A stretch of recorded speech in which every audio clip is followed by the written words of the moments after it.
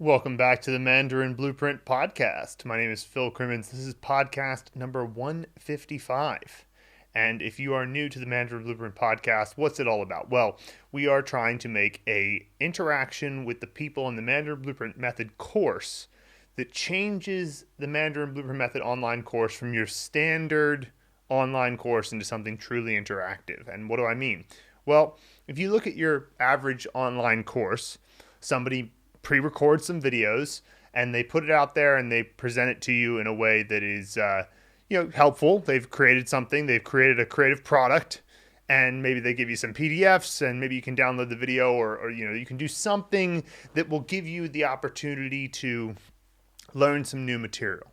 But if you have a question or if you otherwise are unclear on something, there's not much you can do. It is what it is. So it's kind of like buying a book but in a digital form. I learned Chinese from the Heizig book, remembering the simplified Hanzi. And if I had a question, I suppose I could try to find James Heizig's email and ask him about it. But ultimately, it's a book, right? It just is what it is. But the Mandarin Blueprint Method, we're consistently monitoring it. We're looking at the lessons. We're looking at what the people in the course are saying, and we're trying our best to give people feedback and have the course update as we communicate with the people on the course. And that's what the Mandarin Blueprint Podcast is about. We're trying to make sure that every time there's a chance to learn from the people who are on the course and update it in real time, that we can give them an answer and give them an answer in the form of a video or an audio podcast. So for each of the questions that come in, many of them end up being on the course, and it's very helpful in that way. So with that in mind, let's give a few updates about what's going on in the course right now, because last week I finally was able to release the most recent two updates to the intermediate course. And so the first was the addition of a whole lot of new words to the course to cover the HSKs 2 and 3. So to make sure that all of the content that's in the HSKs 2 and 3 is covered by the end of the intermediate course. And so this includes many words that are medium frequency. So that means that even though they are made up of characters you learn in the foundation course, they actually aren't introduced in the foundation course because they're not high enough frequency.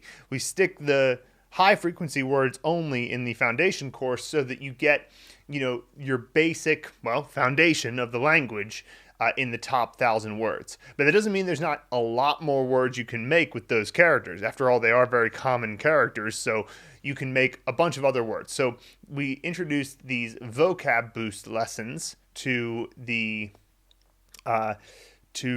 intermediate course, which will allow you to get those foundation course character words that are in the HSKs 2 and 3, the mid-frequency words.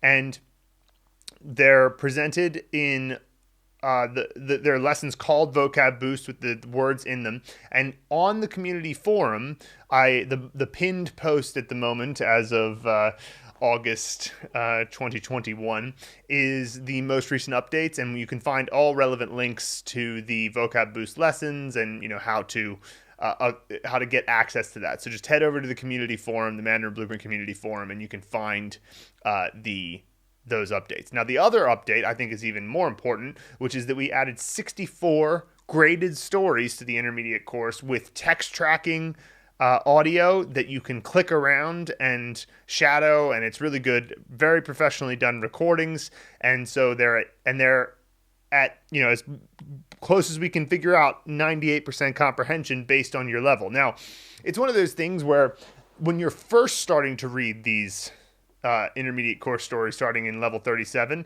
it might be a bit more of a challenge, but then as you get through by the end to level 57, my guess is that it's really going to feel like it's 98%, in the sense that 98% feels extensive. It feels like you could keep doing it. You could keep reading, right? So when you have intensive reading, which is less than 98% comprehension, well, you're going to find yourself struggling a bit to keep up with the content because your brain's going to be tired, right? You're going to be reading through it. And you're going to be like, all right, this is a bit much because every, third word or every 10th word even, I have to look something up. But with, 98% comprehension, it's essentially every, 50th word that you that you don't necessarily know. And we provide you those words. We say, this is what that word is. So it's not so hard to understand. It's just, essentially you can keep reading and keep getting a sense of the story. And that makes such a difference. So especially for those of you who are already finished with the intermediate course, they're going to be super helpful and they're right in your level. And then for those of you who haven't made it to the intermediate course yet, just know that you've got a very exciting path ahead of you with the intermediate course. It's going to help you a lot. And you're going to find that your progress really will pick up. And this leads me to one more point I wanted to make about the intermediate course. I'd be curious to get your feedback about this. So there's been a lot of talk recently about the point in which sentences start to become too much. You have too many flashcard sentences to do in your daily flashcard reviews. And so when you reach that point where it becomes too much, you should really switch to focusing more on graded content. And this happens because individual sentences get tedious when there's not enough context. Of course, you got to keep reading. There's no way to get to literacy and fluency in Chinese without continuing to read. But there is a certain point where the individual sentence method of reading starts to get a bit dull and not just dull, but just kind of you start to feel like you're missing the point a little bit. And the reason is because individual sentences on their own are not, they're out of context. It's like, why did this person say this? Well, you don't know. And so at the beginning, when you're just learning how to make sentences, it doesn't matter because just being able to put a thought together is glorious. You're just like, wow, I was able to say, that this thing or understand this one sentence. But eventually you want more. It's just natural. And so somewhere in the intermediate course, it reaches that point where sentences should switch to becoming optional when you're trying to have a surgical understanding of an individual word and go, okay, I want to see this word in context, so let me just look at it at a sentence that I know will be comprehensible because it's in the Mandarin Blueprint Method and the Mandarin Blueprint Method covers my level. But, at what point should sentences become optional? I'm not exactly sure. My instinct says somewhere around level 40, perhaps.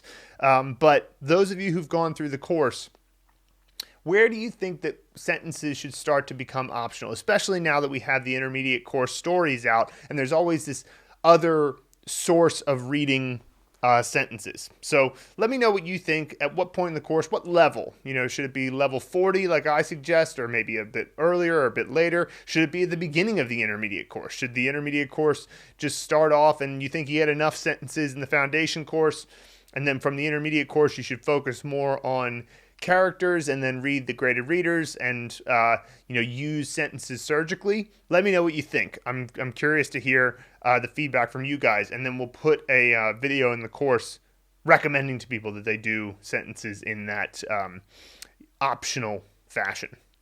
All right.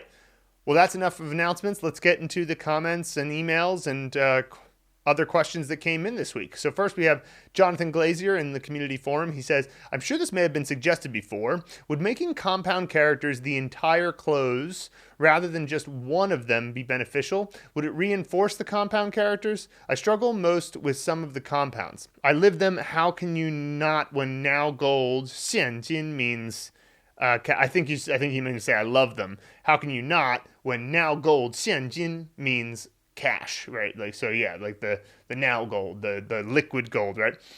So I think that the answer to this, so what Jonathan is essentially asking is, what if we had a close delete sentence where both of the characters were closed out? So the first thing I would say is that if you're going to do this, make sure that you actually close out two individual characters and you can see two blanks on the close delete. So you would see like, 你记得带 blank blank 来付款, right? So that would mean remember to bring cash to pay. And like, so 现金would be blank blank, right?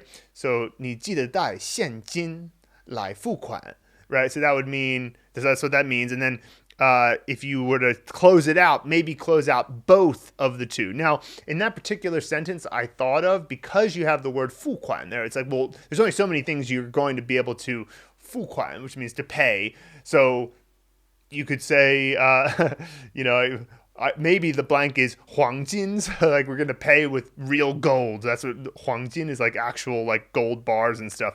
But it's unlikely. You're probably going to mean 现金 in this case. But the problem with closing out both characters is that it increases the likelihood that another word would work, right? So if you have a full 2-character word that are both closed out, then, the chances that you could think of something else. I mean, even just there off the top of my head, I thought of an alternative to 现金 that would fit. I mean, it's less likely, but it still would fit. And so that could be your problem there. Now, the other thing too is that in many flashcard softwares, what you can do is close out both characters in one close, but that's only going to show up as one blank. So then you think it's one character, but it's actually 2. So that's the other thing you got to be careful of. So if you're going to do this, make sure that you make a close for each character individually that both have the same number. So like C1 and C1, but they're both closed. That way, the way it actually appears on the screen is, 你记得带 blank blank 来付款, right? And so you can see 现金 space for both of those characters. But like I say, because of that problem where you can actually, it just increased the likelihood that it could be more than one thing. And so if that's the case, then you got to be careful. So I would say there's no real need to do it, especially because closed deletes are something that you can eventually forget about. Eventually, you don't need to do it any longer. So what I would say is that with your closed deletes, eventually you're just going to start reading graded readers. And so it's just a temporary thing anyway, as you're in the, upper foundation, lower intermediate stage. So eventually closed deletes aren't even going to be the primary source of your reading. So I don't think it's that big of a deal. Next, we have an email from KC. So this is Tina. And so she says, Dear Phil and Luke, tomorrow I will celebrate day 200 of the Mandarin Blueprint Method. Congratulations. Since the Lunar New Year, I have done at least one video lesson and my flashcards every single day. I'm now halfway through level 18. Thank you so much for making learning Mandarin fun and effortless, and for all the thought and organization you put into the courses. Well, I am happy that you feel that way, Tina. Of course, it's not effortless. You're making a habit, and making any habit for anything, I think is, there's certainly a degree of effort that goes into that. But fair enough. I understand what you're saying. So let's continue. She says, the pronunciation course was immediately helpful, and I understand why you recommend doing it first. Talking about exactly where to place my tongue was super important. It was something my first tutor never mentioned. Perhaps she was a bit squeamish talking about tongues. I also learned how to listen more accurately. And then I could understand Auntie Pleco better too. I currently do the minimal pairs deck blind and don't look at either choice to see if I can distinguish exactly which syllable is being spoken. This could be a great add-on listening practice deck. Yeah, so for those of you who are doing the minimal pairs deck, what we do is we put 2 pieces of pinyin on the screen that are similar, like ji and qi. So they're very similar, but there's a slight difference in the aspiration. And so we say, which one of those are you hearing? Are you hearing JI first tone, or are you hearing QI first tone? And those 2 are on the screen, then one of the 2 plays. So it's like ji. Okay, I heard JI first tone. But what Tina's doing, she's not even looking at the choices on the screen. She's just going, what is the sound just on its own? So it's a little bit of an extra challenge, but anybody could do that. Just don't look at the screen and you're good. The Henze movie method is brilliant. Who knew that all the places I've lived and worked over the years would be so useful? Near the beginning of phase 1, I made a list of potential set locations that I have good memories of, and then saw where I could fit them into finals as they came up. I never made myself an actor, so I can always step in as an extra in a scene if I need to. It's funny, all the scenes I'm in my childhood home, I am young. I also didn't make the people associated with my locations, mom, dad, siblings, boss, actors. And they can also become extras related to a particular set if needed. Some of my movies are hilarious, and I never knew learning could be this fun and creative. The way you've separated the actors and sets really helps my pronunciation as well. One, one.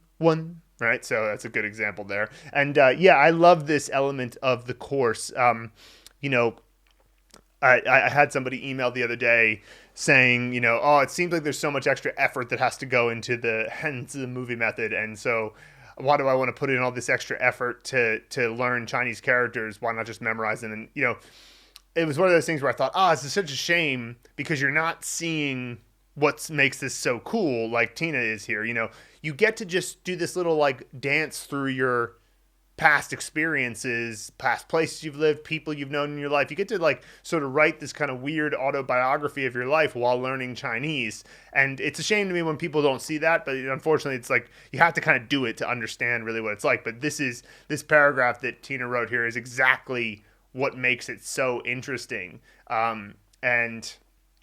Just the way, who knew that all the places I've lived and worked over the years could be so useful. It's it makes you realize that all of your experiences, all of the things that you've gone through in your life are potential learning nodes. So there's something that's developed in your brain. There's a network of neurons that are associated in some way with a certain memory, and you can just attach a Chinese thing to that. And so every one of your experience becomes a node that you could attach to. It's pretty cool, Continuing, she says, I really was astounded and thrilled to read those first 25 sentences in phase 3. You really set the whole thing up so well.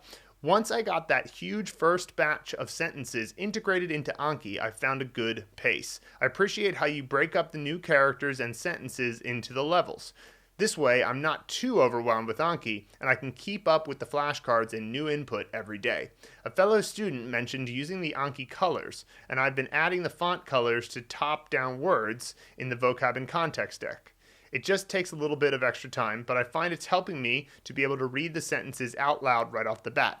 I'm also deleting top-down words that I already know, so I get extra reading practice. Nice, yeah. I've thought about doing that before, but the concern I had with doing that was I don't want to emphasize the top-down words. The top-down words are there because you can handle it, but they're not the focus of the sentence. So I worried if I changed the color of the top-down words, that it would somehow indicate that they're more important. But if anything, they're the least important part of the sentence. It's the part of the sentence that is, you'll learn it later, of course, but the main thing is we want to just give you a sense of sentence structure and how to use the word that's closed out. So anyway, that's just a thought about that, but I had thought about doing something like that before.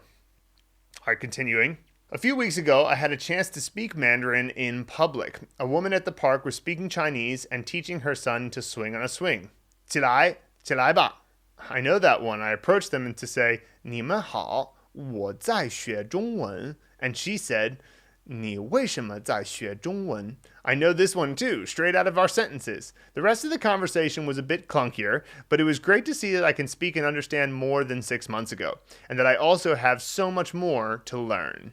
Yeah, so when you're in this foundational stage of learning, first of all, it's impressive that you can do anything like that. It was very, very great to see that you're doing stuff online. Makes you hear something correctly and then be able to have an interaction. It's awesome because Chinese really does compound in how much you learn. So when you get to a certain point where your foundation is strong enough, you learn really quickly and you go from, barely being able to hold a conversation to being able to talk back and forth quite a bit. But it takes a while because you got to learn enough characters that it builds up this foundation, then boom, you take off. So it's Chinese is kind of like that hockey stick graph where it's really slow progress, moving up only a little bit over time, and then suddenly, boom, you take off.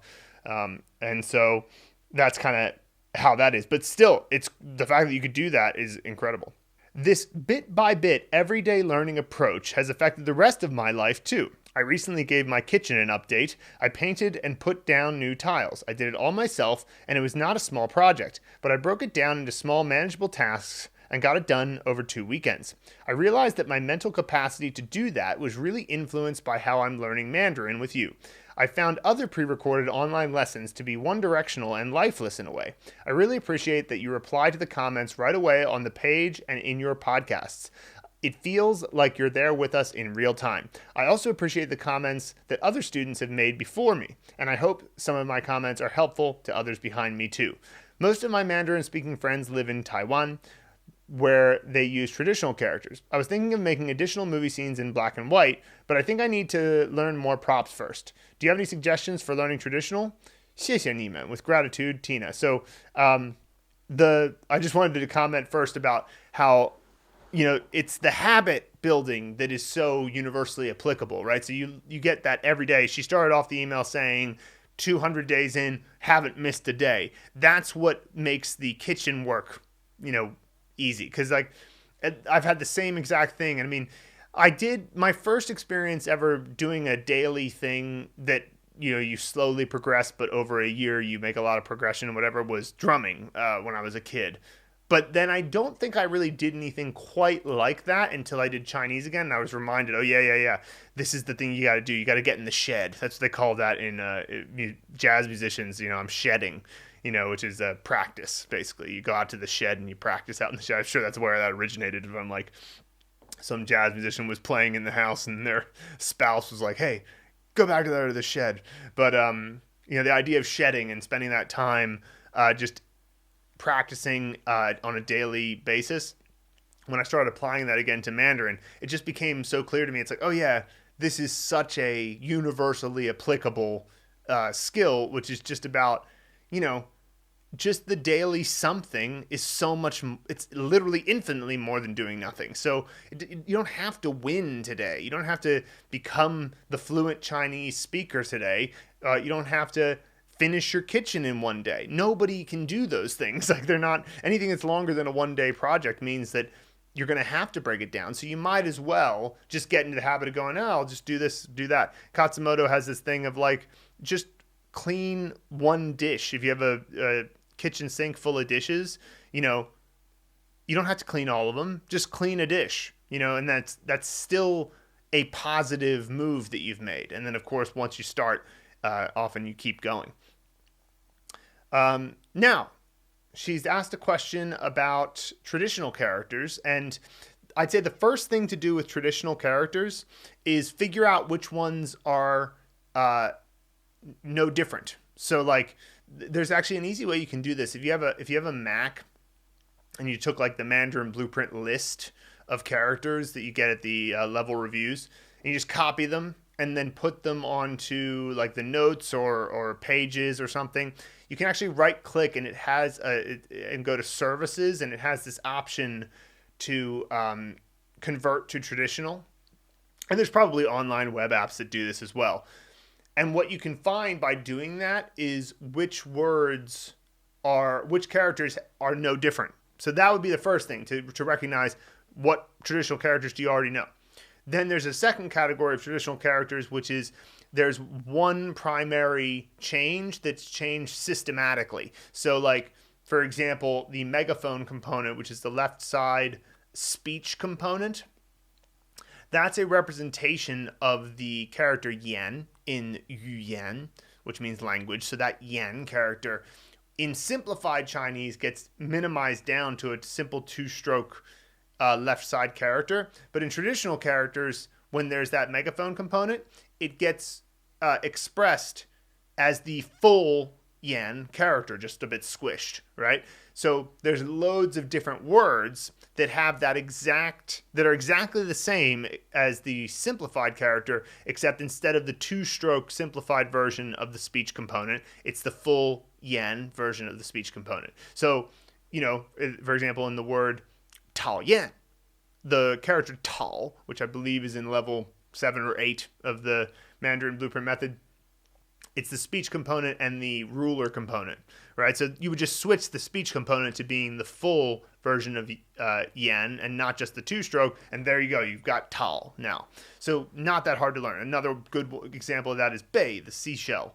It's just a little bit different, but every time it's a little bit different.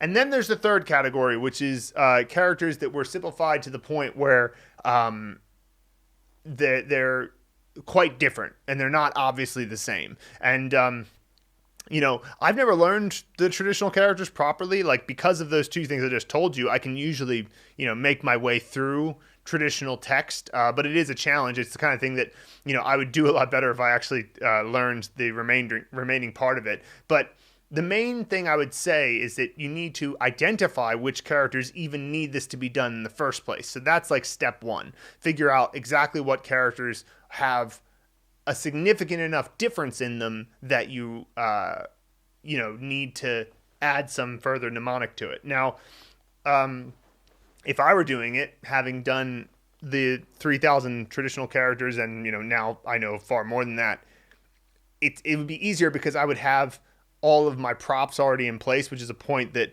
Tina made. She said perhaps I need to learn more props first, and there's definitely something to that, because if you know all the props, then it's just a matter of figuring out the props. And you might have to create new props because sometimes the traditional characters have so many components in them that you're going to need to chunk a bit more.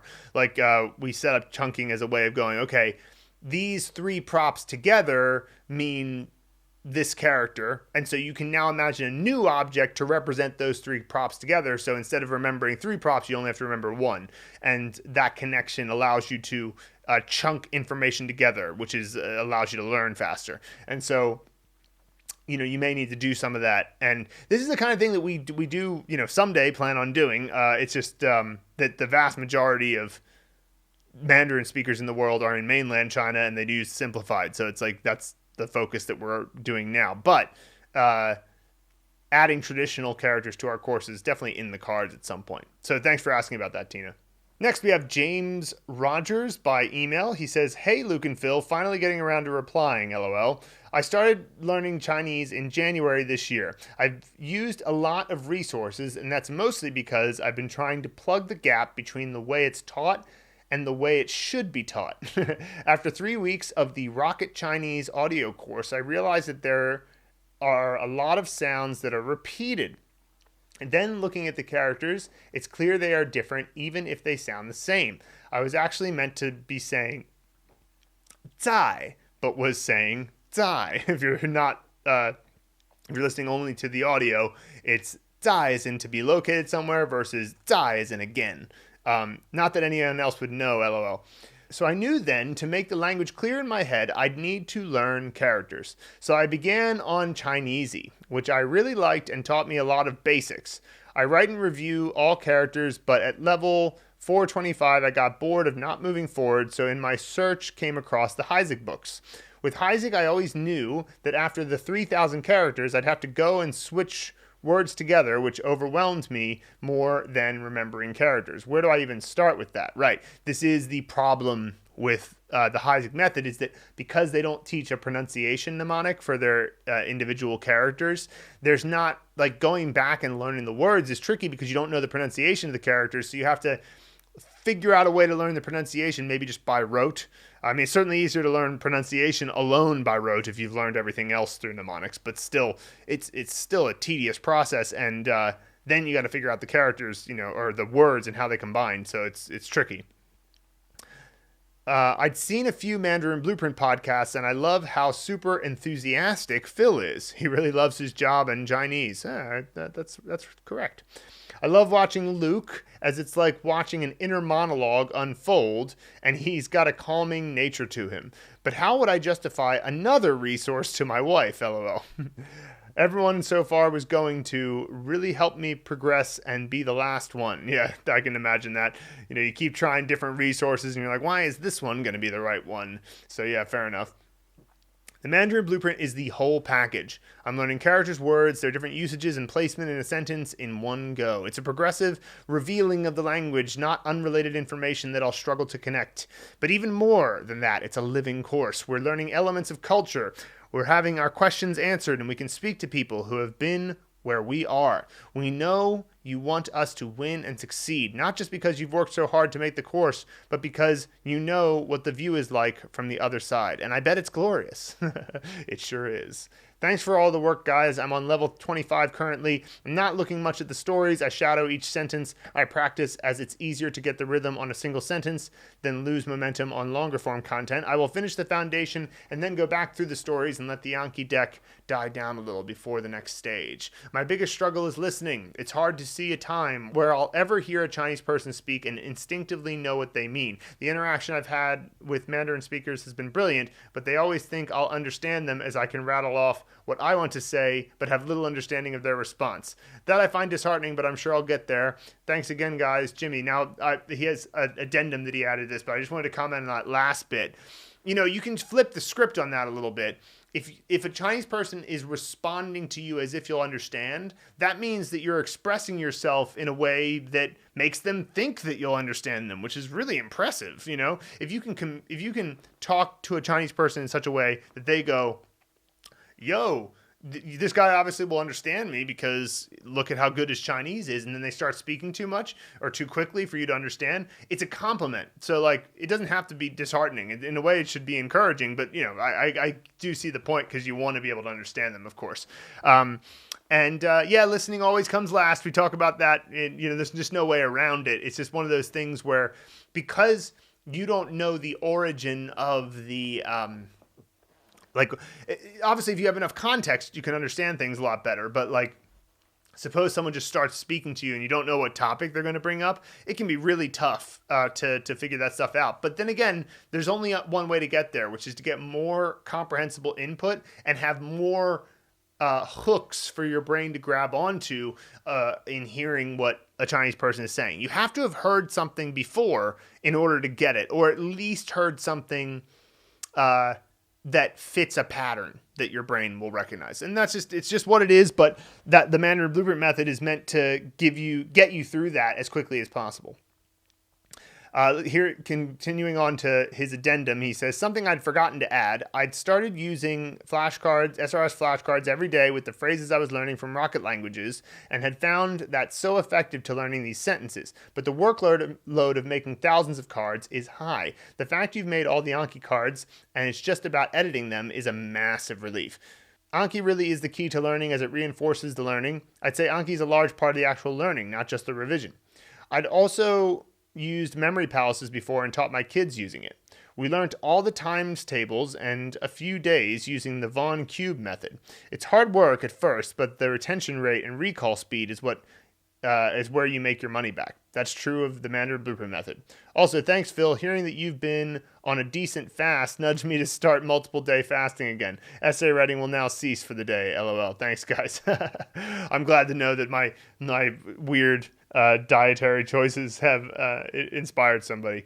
Thanks so much for your feedback, James. Great stuff. I think that this will be inspiring for other people as well to hear your story. And it's all a rich tapestry, this learning Chinese, and you got to enjoy the process because there really is no point where you go everything is great now that I know Chinese. It doesn't really work like that. It's more like, at some point you have your moments of being like, good, I'm glad I can do this, or I'm glad I can function in this way. But at the end of the day, your learning of Chinese is, you got to enjoy the process. Otherwise, you probably will never enjoy it. So I'm glad to see that that's how that's going for you. And we appreciate the email.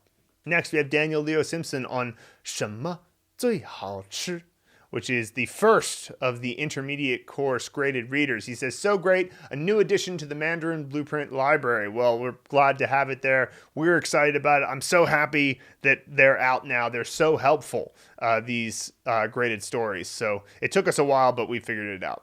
Next, we have George J. on Kaimen in context.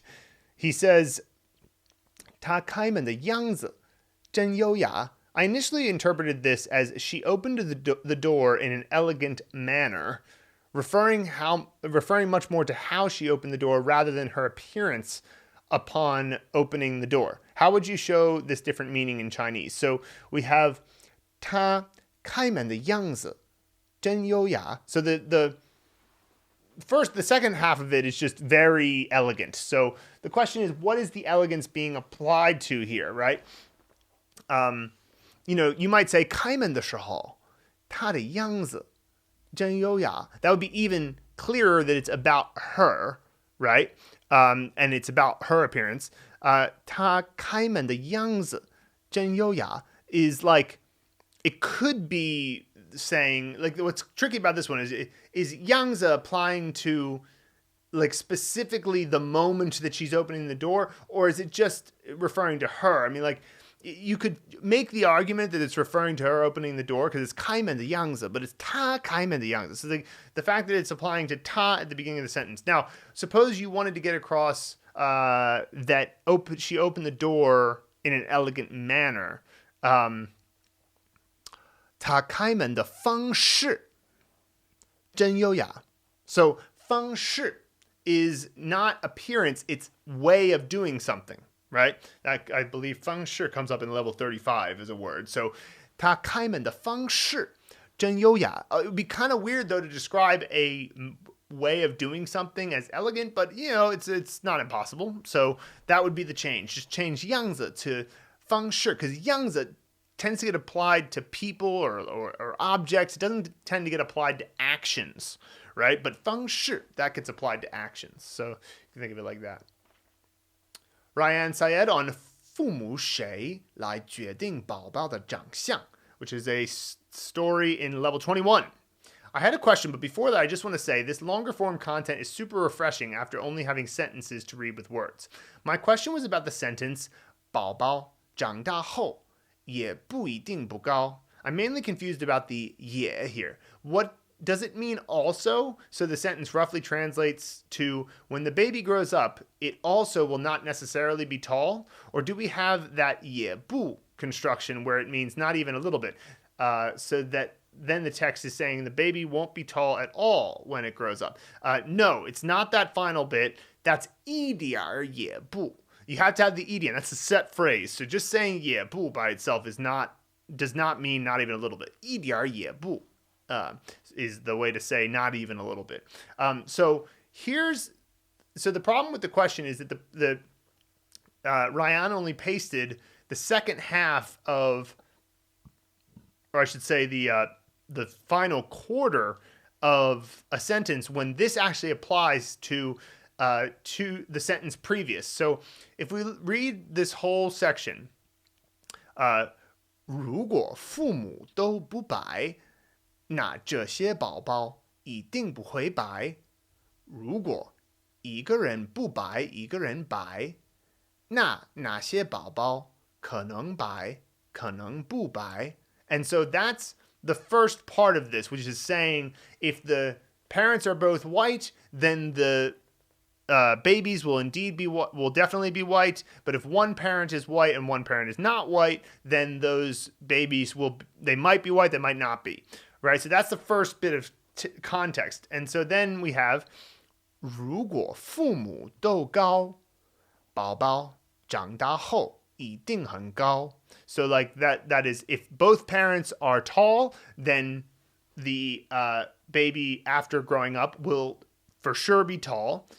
但如果父母都不高，宝宝长大后也不一定不高.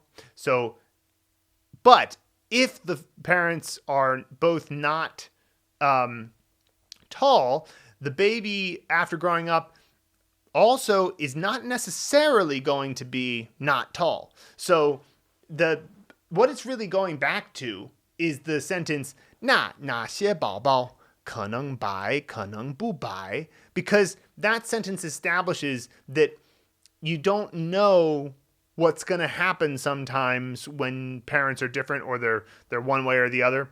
And so by saying 也不一定, that's kind of the same as saying 可能白，可能不，可能 adjective, 可能不 adjective, right? So 不一定 is another way of saying the same thing. So the idea here is that the 也 applies to that whole bunch of text. It's not just that sentence. So this is part of the reason why we say that it's so important to do these longer form content, because sometimes a sentence alone isn't enough. You don't know what the reference point is. So hopefully that makes sense there, Raiyan.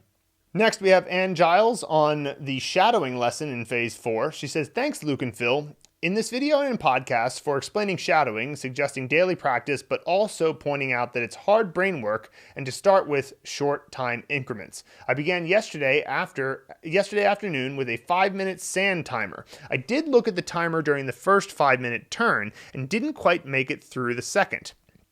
I truly was breathless.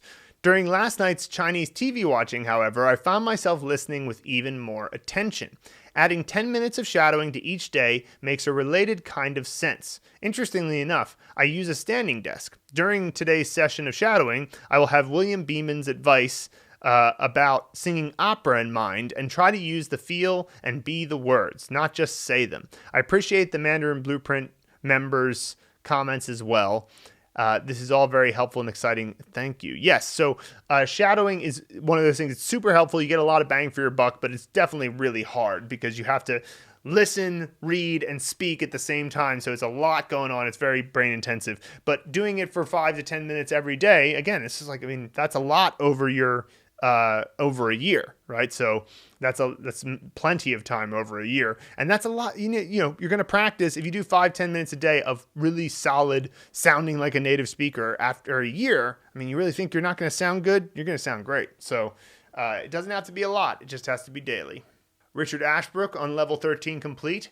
This has been very valuable. At first, I was struggling to find value. I trusted in Phil and Luke, and then it hit me how amazing this exercise has been. Other language courses tried to get me to memorize characters. However, when I saw them in a sentence, it was as if I had never seen them before. The opposite happened with this exercise, i.e., I could read and understand. What a huge boost to my confidence. Yeah, that's what we're about. We're trying to actually help you learn the language by building the foundational knowledge, not just going like, hey, here's how you handle being in a restaurant. It's like that will only stay in your head for the length of the lesson and maybe 5-10 minutes afterwards, and then it's going to go away because it's just there's not enough to grab on to the knowledge. You have to build the knowledge meticulously and thoroughly in the beginning, and then you get good at it, and then you move fast. And you will move faster in the long run with the Mandarin Blueprint method. There's no doubt about it. But the beginning is foundation building. It's you got to dig down before you go up, right? So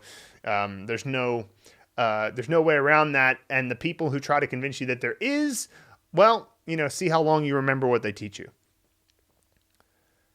Gary Hepner on compound final Wei quiz. What is the difference between voiced and unvoiced in Mandarin phonetics? One source I found says B is voiced in English, but here it seems unvoiced is the correct answer for B and D. Right, so in Chinese, B, D, and G are unvoiced. And so the difference between that is just that, if I say, how do you pronounce B? And I go, B, B. All that is my vocal cords vibrating and thus making sound. If I say, how do I pronounce the beginning of the letter B? It's just, that's the unvoiced part of it. So, B, D, G.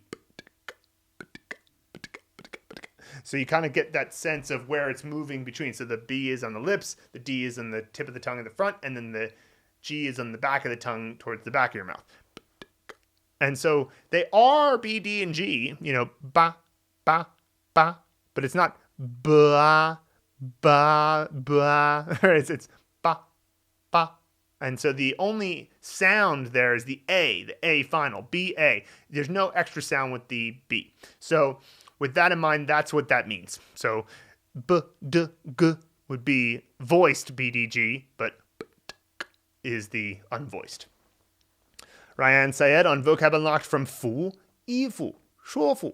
He says, is Shuofu one of those verb result examples where it's like you speak to someone until they are convinced, like shuoming, which means speak to somebody until they understand, which means to explain. Exactly, yeah. So fu by itself is a verb meaning convinced. It's something you'll come across later. It's not as frequently used in that way, but sometimes people will say, bu fu, which means I'm kind of unconvinced. So to shuofu, you need to shuofu someone who is bu fu, because that means that they are unconvinced, so you need to speak until they're convinced. So yeah, you're exactly right.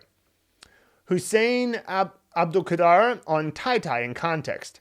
Tai Tai 的看法和爸爸不一样. The wife's viewpoint is different from the father's. Why is there no de after baba? Since we are comparing the father's 看法. So his point is maybe it should be 太太的看法和爸爸的不一样, right? Which would also be correct. But what I would suggest to Hussein is that this way of formulating a question I don't think is actually quite very useful, because you're asking why something isn't. But really what you should be taking away from this is that you can do this. So, for example, 太太的看法和爸爸不一样 is okay. That's all that you really need to take from it, is that is a correct way to say it. You could also say 太太的看法和爸爸的不一样. But as for why it's not universally with the extra d, is kind of a question that doesn't really have an answer. Like, it's like, well, it's just the language developed this way. Now, the one thing I will say is that if you're going to abbreviate things, Chinese does tend to abbreviate things when we're talking about family relations and close relations to things. So you could make the argument that perhaps if we were talking about, relationships that are less intimate, that maybe you would add the d, but it's a very subtle distinction. And what we learn from this sentence is essentially that you can omit the d sometimes in this case. And that's all you need to take away from it, and just keep paying attention, and then you'll notice from there. But there's really no need to overanalyze it, I would say. Just recognize that you can do it, and then leave it at that. Oscar Haglund on Vocab Boost, which has a bunch of words in it, but the two he's focused on here are 中医 and 西医. He says, cultural question here. Do the Chinese still consider traditional Chinese medicine as science as portrayed in 中医是一门难学的学科, which means like Chinese traditional medicine is a very difficult subject to learn. It's a bit like we would say homeopathy science or astrology science. Not sure if this is an appropriate question to ask, but I'm kind of a scientific skepticism buff, so this kind of thing interests me. Yeah, so totally understand the question. I came into China with a very much like traditional Chinese medicine. What are you talking about? If it works, then it's just medicine. There's nothing Chinese about it. If it works, it's just. But then I came to realize that perhaps it's Chinese people themselves don't consider traditional Chinese medicine to be like trauma cure or like fixing a problem that's already come about. So like, it's not that they won't necessarily prescribe things, but usually Chinese medicine is about like prevention, or like, oh, you've got a slight cough, here's some things that might help with that, but it's like nothing major. Any Chinese traditional medicine doctor, if you were to like, you had trauma from a car accident or you've got cancer or something, they'll be like, yo, go see a Western doctor. And so they're not like trying to suggest that this is an alternative to Western medicine. Their idea is this should work in concert. And so there's that element to it. Then there's things like the placebo effect. We know the placebo effect exists. It's, demonstrably true that people, if they believe that something is working for them, that they oftentimes will get this placebo effect. It's amazing. It's one of those things that seems incredible and seems like, wouldn't be true about the world, but it clearly is. So the fact that so many Chinese people believe in the efficacy of traditional Chinese medicine is such that it has this effect of all these people getting the placebo effect. And so there's that. And then there's also things like, so when you're talking about prevention, there's so many factors at play.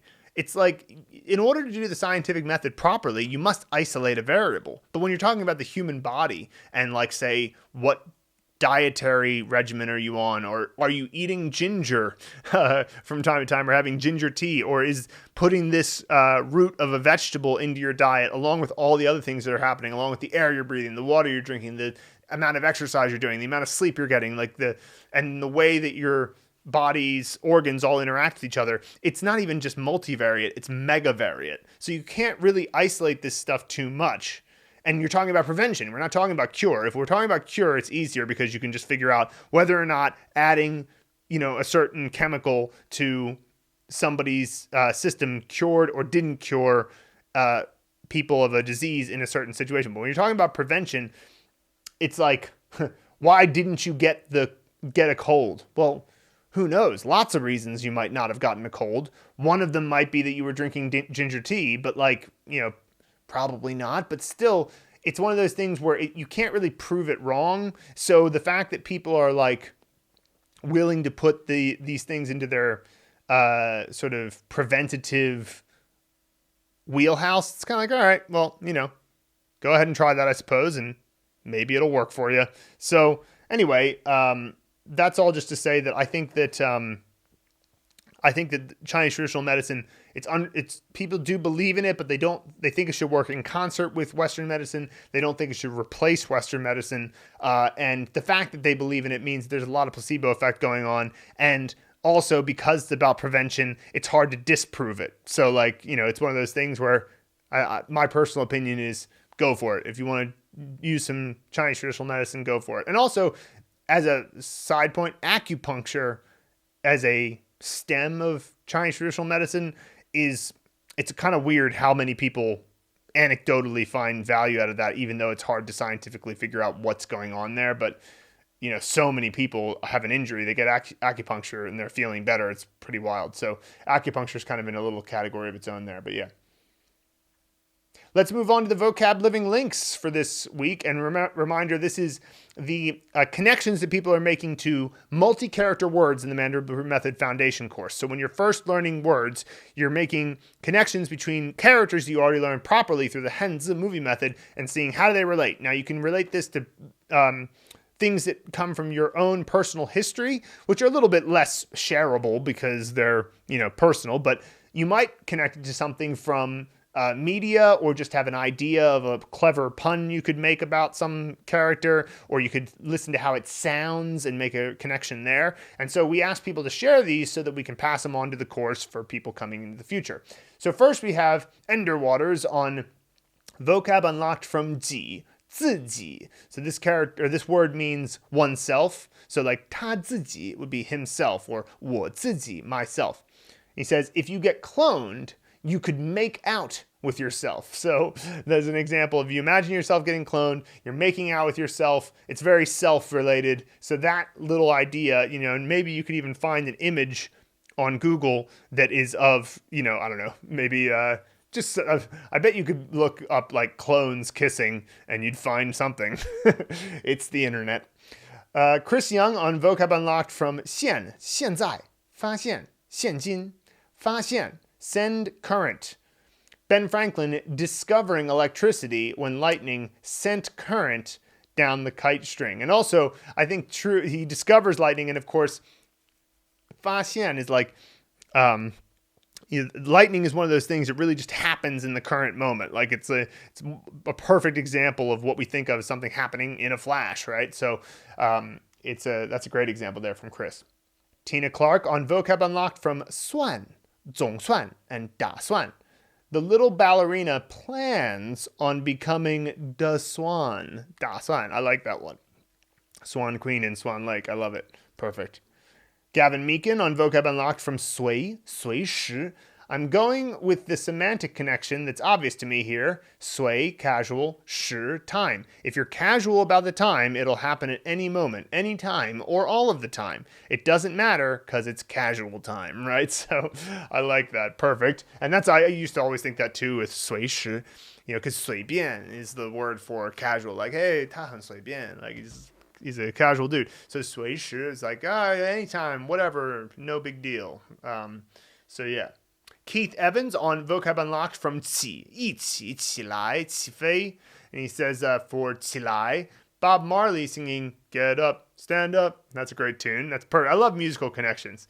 To me, there's an implied together in the message. For example, we gonna stand up for our rights, which gets the 一起 going. Probably similar to your suggestion of 中国起来, right? And then 起飞 is the third word there. That's pretty obvious. It's like rise and fly, take off, right? So it makes sense. Keith Evans on vocab unlocked from 不用不过. He says for 不用. I recalled a recent funny image/meme of a really bored-looking lifeguard at an Olympic swimming event. It is titled, If You Feel Useless Today, Just Remember Somebody is Working as a Lifeguard at the Olympics. And Google finds it. Yeah, I saw that meme too. It was making the rounds.